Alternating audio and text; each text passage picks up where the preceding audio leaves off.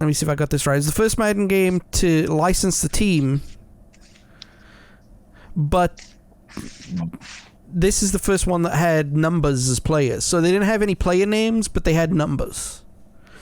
So they had the rosters numberized, I guess you could say. Okay, so you identified them by the number, but they not didn't by have their name. Yeah.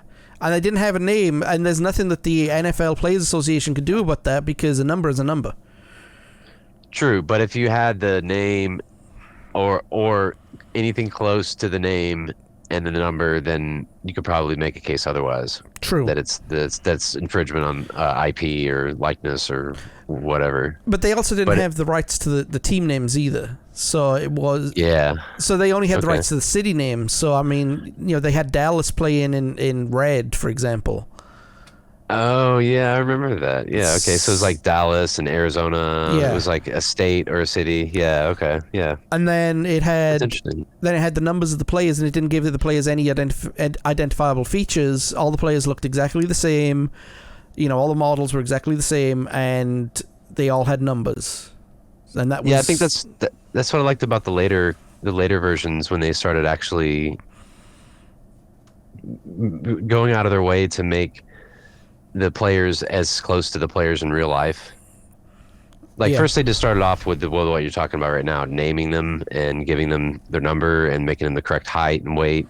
But now it's like down to how good somebody can juke, or how so much somebody can jump, or how good they are at catching with one hand. And it's like, it's just gotten so specific. And going back to that first game really quick, that's one of the games that I think kind of opened up the door for more in-depth sports sims, because they realized, we can do that with a boxing game. Surely we can do this with a football game. There's more to do because it's a team sport. Yeah, and they were onto something when they did the hockey game.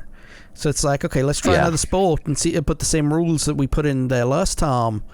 Same realism, and see what we get. And they did. I mean, this was again another game that was played to the rules of NFL football that was the rules in 1992, 1993, 1994.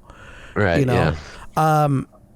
One thing I liked about this game is it did have the season, postseason, and the knockout tournament, which led to winning the Super Bowl. I don't think it was called the Super Bowl in this one. Championship, probably. They just use a generic term. I'd be willing to bet. I can't remember. It's been a long time. But yeah, I'd be willing to say the football championship or something like that. They had 125 pre-programmed plays in the game, with 70 offensive and 50 defensive, which was a lot at the time. Yeah. Yeah, because some of the early ones, it was like 6. But you got over 125, right?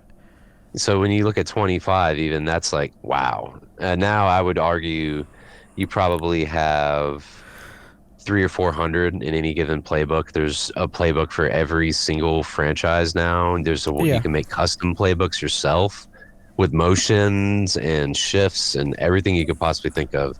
So I mean, it's gotten really, really in depth. For the time, though, that is extremely extensive. I cannot stress that enough, because I played a couple of those games where I had like 3 plays. It was run, pass, or quarterback keeper.